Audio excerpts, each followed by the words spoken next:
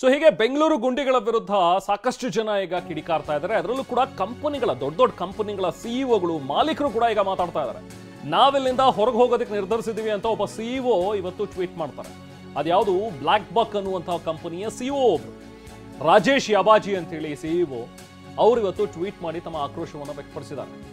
TV ಏನೆಂದ್ರು ತಮ್ಮ ಸಮಸ್ಯೆಯನ್ನು ತೋಡ್ಕೊಂಡಿದ್ದಾರೆ ಆ ಕಂಪನಿಯ ಸಿಬ್ಬಂದಿ. ನಮ್ಮ ಪ್ರತಿನಿಧಿ ಕಿರಣ್ ಸೂರ್ಯ ಅಲ್ಲಿನ ಸಿಬ್ಬಂದಿಗಳನ್ನು ಮಾತನಾಡಿಸಿದ್ದಾರೆ. ಬನ್ನಿ ಏನ್ ಹೇಳಿದ್ದಾರೆ ಕೇಳೋಣ. ಔಟರ್ ರಿಂಗ್ ರೋಡ್ ನಲ್ಲಿರುವಂತಹ ಗುಂಡಿಗಳ ಬಗ್ಗೆ ಈಗಾಗಲೇ ಬ್ಲಾಕ್ ಬಕ್ ಕಂಪನಿಯ ಸಿಇಒ ಸೋಷಿಯಲ್ ಮೀಡಿಯಾದಲ್ಲಿ ಅಸಮಾಧಾನವನ್ನು ವ್ಯಕ್ತಪಡಿಸಿ ನಮ್ಮ ಕಂಪನಿಯನ್ನ ಇಲ್ಲಿಂದ ಬೇರೆಡೆಗೆ ಶಿಫ್ಟ್ ಮಾಡ್ತೀವಿ ಅನ್ನುವಂಥ ಒಂದು ಪೋಸ್ಟನ್ನು ಕೂಡ ಹಾಕಿದ್ರು. ಆ ವಿಚಾರಕ್ಕೆ ಸಂಬಂಧಪಟ್ಟಂತೆ ಮಾತಾಡಲಿಕ್ಕೆ ನನ್ನ ಜೊತೆಯಲ್ಲಿ ಆ ಕಂಪನಿಯ ಉದ್ಯೋಗಿಗಳೇ ಇದ್ದಾರೆ. ನಾನು ಅವ್ರನ್ನೇ ಮಾತಾಡಿಸ್ತಾ ಹೋಗ್ತೀನಿ. ಮೇಡಮ್, ತಾವು ಈಗ ಎಲ್ಲಿಂದ ಎಲ್ಲಿಗೆ ಬರ್ತೀರಾ? ಎಷ್ಟು ಗಂಟೆಗಳ ಕಾಲ ಬೇಕಾಗತ್ತೆ ಈ ಕಂಪನಿಗೆ ಬರ್ಲಿಕ್ಕೆ ತಮಗೆ ಅಂತ? ನಾವು ಇಲ್ಲಿ HSR ಇಂದ ಬರ್ತಾ ಇದ್ದೀವಿ. ಸೊ HSR ಇಂದ ಇಲ್ಲಿಗೆ ಬರೋಕ್ಕೆ ನಮಗೆ ಒಂದು ಮಿನಿಮಮ್ 45 ಮಿನಿಟ್ಸ್ ಬೇಕಾಗುತ್ತೆ. ಇಲ್ಲಿ ತನಕ ನಾವು ಅರ್ಧ ಗಂಟೆಲಿ ಬಂದರೆ ಆ ರೋಡಿಂದ ಈ ರೋಡಿಗೆ ಬರೋಕ್ಕೆ 20 ನಿಮಿಷ ತಗೊಳುತ್ತೆ ನಮಗೆ. ಆ್ಯಂಡ್ ಈ ರೋಡ್ನ ನಾವು ನೋಡ್ತಾ ಇದ್ದು ಒಂದು 5 ವರ್ಷ ಆಯಿತು. ನಾನು ಈ ಕಂಪ್ನಿದಲ್ಲಿ ಕೆಲಸ ಮಾಡ್ತಿದ್ದು 7 ಇಯರ್ಸಿಂದ. 5 ವರ್ಷದಿಂದನೂ ಈ ಗುಂಡಿಗಳನ್ನು ಯಾರೂ ಸರಿ ಮಾಡ್ತಾ ಇಲ್ಲ. ಆ್ಯಂಡ್ ಮಳೆ ಬಂದ್ರಂತೂ ಟ್ರಾವೆಲ್ ಮಾಡೋಕ್ಕೆ ಆಗಲ್ಲ. 2 ವೀಲರ್ಸ್ಗಂತೂ ಇಷ್ಟು ಕಷ್ಟ ಆಗುತ್ತೆ. ನಾವು ಈ ರೋಡ್ ಬಿಟ್ಬಿಟ್ಟು ಹಿಂದೆ ರೋಡಿಂದ ಬರ್ತೀವಿ. ಈ ರೋಡ್ ಅಂತೂ ಕಂಪ್ಲೀಟ್ಲಿ ಜಾಮ್ ಆಗಿಬಿಟ್ಟಿರುತ್ತೆ. ಹಿಂದೆ ರೋಡಿಂದ ಬಂದ್ರೂ ಪ್ರಾಬ್ಲಮ್ ಇದೆ, ಮುಂದೆ ರೋಡಿಂದನೂ ಪ್ರಾಬ್ಲಮ್ ಇದೆ. ಈ ರೋಡಿಂದ ಇಲ್ಲಿ ತನಕ ಬರೋಕ್ಕೆ ನಮಗೆ 20ರಿಂದ ಹೇಗೆ ಅಂದ್ರೆ ನಿಮ್ಮ ಕಂಪನಿಯ ಸಿಇಒ ಕೂಡ ಹೇಳಿದ್ರು, ಈ ರಸ್ತೆಯಲ್ಲಿರುವಂತಹ ಗುಂಡಿ ಧೂಳಿಂದ ನಮ್ಮ ಕಂಪನಿಯ ಎಂಪ್ಲಾಯೀಸ್ಗೆ ಒಂದ್ ಸೈಡ್ ಬರ್ಲಿಕ್ಕೆ ಅವರಿಗೆ ಕನಿಷ್ಠ 1.5 ಗಂಟೆ ಆಗತ್ತೆ ಅಂತ ಹೇಳಿ. ಹೌದು, HSR ಇಂದ ನಾನು ಮಿನಿಮಮ್ ಅಂತ ಹೇಳ್ತಾ ಇರೋದು 45 ಮಿನಿಟ್ಸ್. ಅಕಸ್ಮಾತ್ ಮಳೆ ಬಂದು ಟ್ರಾಫಿಕ್ ಇವಾಗ ಮಂಡೆಯಿಂದ ಥರ್ಸ್ಡೇ ತನಕ ನನಗೇನಿಲ್ಲ ಅಂದ್ರೂ 1 ಅವರ್ ಇಂದ 115 ಮಿನಿಟ್ಸ್ ಈ ತರ ತಗೊಳುತ್ತೆ. ಸೊ ಆಬ್ವಿಯಸ್ಲಿ HSR ಇರೋದು ಇಲ್ಲಿ ತನಕ 7 ಕಿಲೋಮೀಟರ್ಸ್. 45 ಮಿನಿಟ್ಸ್ ಇಂದ 1 ಅವರ್ 115 ಮಿನಿಟ್ಸ್ ತನಕ ತಗೊಳ್ತಾ ಇದ್ರೆ ಇದು ಕಷ್ಟನೇ ಅಲ್ಲ ಆಕ್ಚುಲಿ ಹೇಳ್ಬೇಕಂದ್ರೆ. ಹೇಗಿರುತ್ತೆ ಮೇಡಮ್ ಇಲ್ಲಿನ ಗುಂಡಿ ಮತ್ತೆ ಆ ಗುಂಡಿಯಿಂದ ಬರುವಂತಹ ಧೂಳು ತಾವು ಓಡಾಡುವಂತ ಸಂದರ್ಭದಲ್ಲಿ ಹೇಗಿರುತ್ತೆ ಆ ಪರಿಸ್ಥಿತಿ ಅಂತ? ನಾವ್ ಯಾವಾಗ ಇಲ್ಲಿ ಗುಂಡಿಲಿ ಬಿದ್ಬಿಡ್ತೀವೋ, ಏನಾದ್ರೂ ಆಕ್ಸಿಡೆಂಟ್ ಆಗ್ಬಿಡುತ್ತೋ ಅಂತ ಆ ಭಯದಲ್ಲೇ ನಾವು ಆಫೀಸ್ ಡೈಲಿ ಬರ್ಬೇಕಾಗತ್ತೆ. ನೀವು ಇವತ್ತು ಬಂದಿದ್ದೀರಾ, ಇಲ್ಲಿ ಈ ಗುಂಡಿಗಳನ್ನೆಲ್ಲ ನೋಡಿದೀರಾ. ಓಕೆ, ಈ ಸೈಡಿಂದ ಗಾಡಿ ಹೋಗ್ತಿರ್ಬೇಕಾದ್ರೆ ಆ ಸೈಡಿಗೂ ಬಂದಿರುತ್ತೆ. ಈ ಸೈಡ್ ಬರಕ್ಕೆ ಪ್ಲೇಸ್ ಇರಲ್ಲ. ನಮಗೆ ತುಂಬಾ ಪ್ರಾಬ್ಲಮ್ ಆಗ್ತಿದೆ ಇಲ್ಲಿ ಬರಕ್ಕೆ. ನಿಮ್ಮ ಕಂಪನಿಯ ಸಿಇಒ ಈ ಕಂಪನಿಯನ್ನ ಬೇರೆಡೆಗೆ ಶಿಫ್ಟ್ ಮಾಡ್ತೀವಿ ಅನ್ನೋ ಒಂದು ಮಾತುಗಳನ್ನು ಕೂಡ ಹೇಳ್ತಾ ಇದ್ದಾರೆ. ಆಂಧ್ರ ಪ್ರದೇಶದ ಮುಖ್ಯಮಂತ್ರಿ ಅವರ ಮಗ ನಾರಾ ಲೋಕೇಶ್ ಅವರು ಕೂಡ ವೈಜಾಗಿಗೆ ಬನ್ನಿ, ನಮ್ಮ ಕಂಪನಿಯನ್ನ ಅಲ್ಲಿ ನಿಮಗೆಲ್ಲ ವ್ಯವಸ್ಥೆಗಳನ್ನ ಮಾಡ್ಕೊಡ್ತೀವಿ ಅನ್ನೋ ಒಂದು ಮಾತುಗಳನ್ನು ಕೂಡ ಹೇಳಿರುವಂಥದ್ದು. ತಮ್ಮ ಕಂಪನಿ ಬೇರೆಡೆಗೆ ಶಿಫ್ಟ್ ಆದ್ರೆ ತಾವು ಏನ್ ಸಿದ್ಧತೆ ಪ್ಲಾನ್ ಮಾಡ್ಕೊಂಡಿದ್ದೀರಾ?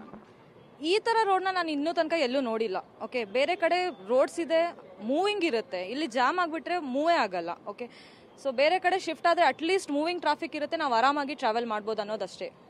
मैडम आप बोलिए मैडम, कैसा लगता है ये पाटोल का रोड पे जाने के लिए आने के लिए? मेरे को डेली 2.5 आवर्स लगता है ट्रैवल करने में. मैं हेब्बाल से आती हूँ. लाइक इतना स्लो मूव, उधर से आने में जितना टाइम नहीं लगता, इवनिंग में अगर ऑटो बुक करना चाहो तो 1.5 आवर लगता है एक ऑटो को इधर आने में. मतलब you can't even book any autos. कोई राइड ही नहीं एक्सेप्ट करता. 200 रुपीज एक्स्ट्रा देने पे भी nobody is accepting the rides. घर से ऑफिस आने के लिए कितना घंटा लगेगा आपको? मेरे को 2.5 आवर्स लगता है. कैसा लगता है मैडम ये पाटोल से आने के लिए? मेरे को ऐसा लगता है कि इतने में मैं अपने होम टाउन पहुंच जाऊंगी, वाराणसी. 2.5 आवर्स में जर्नी करके. एक बैंगलोर में ट्रैवल करके आने में 2.5 आवर्स लगता है. इतने में तो हम होम टाउन पहुंच जाते हैं ट्रैवल करके. Thank you madam. ತಾವೇನು ಹೇಳ್ತೀರಾ ಮೇಡಮ್, ಇಲ್ಲಿನ ರಸ್ತೆ, ಆ ರಸ್ತೆಗಳಲ್ಲಿರುವಂತಹ ಗುಂಡಿ, ಆ ಗುಂಡಿಗಳಿಂದ ಬರ್ತಿರುವಂತಹ ಧೂಳು? ಸೊ ನಾನು ಇಂದಿರಾನಗರಲ್ಲಿ ಸ್ಟೇ ಆಗ್ತಿದ್ದಿದ್ದು. ಸೊ ಈ ಗುಂಡಿಗಳಿಂದಾಗಿ ನನಗೆ ಶಿಫ್ಟ್ ಆಗಬೇಕಾಗಿ ಬಂತು. 1.5 ಗಂಟೆ ಕ್ಯಾಬಲ್ಲಿ ಬಂದರೂ ನಾವು ಕಾಡು ಬಿಸಿನಳ್ಳಿವರೆಗೆ ಬರ್ತೀವಿ. ಆಮೇಲೆ ಅಲ್ಲಿಂದ ಇಲ್ಲಿ ಬರೋಕ್ಕೆ ನಮಗೆ ಮೋಸ್ಟ್ ಆಫ್ ದ ಪ್ರಾಬ್ಲಮ್ ಗುಂಡಿ. ಮಳೆ ಬಂದ್ರಂತೂ ನಡ್ಕೊಂಡು ಹೋಗೋಕ್ಕೂ ಆಗಲ್ಲ ಈ ರೋಡಲ್ಲಿ. ಸೊ ಅದರಿಂದಾಗಿ ನಾನು 3 ಮಂತ್ಸ್ ಆಗೋ ಇಲ್ಲಿ ಶಿಫ್ಟ್ ಆಗಿಬಿಟ್ಟೆ. ಸೊ ಇವಾಗ ನಡ್ಕೊಂಡು ಬರ್ಲಿಕ್ಕೂ ಇಲ್ಲಿ ಕಷ್ಟ, ಅಷ್ಟೊಂದು ಧೂಳು. ಮಳೆ ಬಂದರೆ ನಡ್ಕೊಂಡು ಹೋಗೋಕ್ಕಾಗಲ್ಲ, ನೀರು ಹೋಗಲ್ಲ ಇಲ್ಲಿ. ಅಲ್ಲಿ ಮೇಯ್ನ್ ಏನು ಸರ್ಕಲ್ ಇದೆ ಅಲ್ಲಿ ಫುಲ್ ನೀರು ತುಂಬೋಗ್ಬಿಡತ್ತೆ, ಧೂಳು, ಮಳೆ. ನಾವು ಆಫೀಸಲ್ಲಿ ಕೆಲವೊಮ್ಮೆ ಸಂಜೆ 1-2 ಗಂಟೆ ಎಕ್ಸ್ಟ್ರಾ ಕೂತ್ಕೊಳ್ಬಿಡ್ತೀವಿ. ಮಳೆ ಬಂದರೆ ಮಳೆ ನಿಲ್ಲಿ, ಟ್ರಾಫಿಕ್ ಸ್ವಲ್ಪ ಕಮ್ಮಿ ಆಗಲಿ, ರೋಡಲ್ಲಿ ಹೋಗೋಕ್ಕಾಗಲ್ಲ ಅಂತ ತುಂಬ ಪ್ರಾಬ್ಲಮೆಟಿಕ್.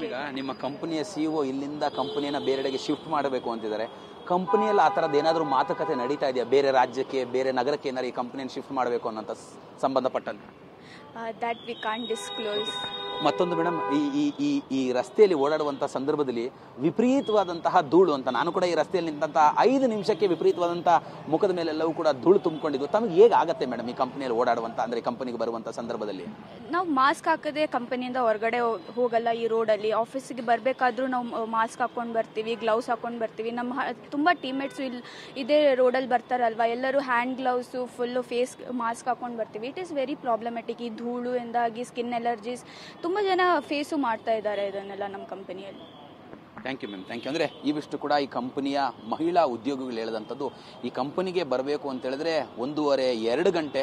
ಅದರಲ್ಲೂ ಕೂಡ ಒಬ್ಬರು ಉತ್ತರ ಭಾರತದ ಮಹಿಳಾ ಉದ್ಯೋಗಿ ಹೇಳಿದ್ರು, ನನ್ನ ಊರು ವಾರಣಾಸಿ, ನಾನು ಈ ಟ್ರಾಫಿಕ್ನಲ್ಲಿ ಬರೋದ್ರೊಳಗಾಗಿ ವಾರಣಾಸಿಗೆ ತಲುಪಿಬಿಡ್ಬೋದು ಅನ್ನುವಂಥ ಒಂದು ಮಾತುಗಳನ್ನು ಕೂಡ ಹೇಳಿದ್ರು. ಕ್ಯಾಮ್ರಾ ಪರ್ಸನ್ ಮುತ್ತು ಜೊತೆ ಕಿರಣ್ ಸೂರ್ಯ, TV9.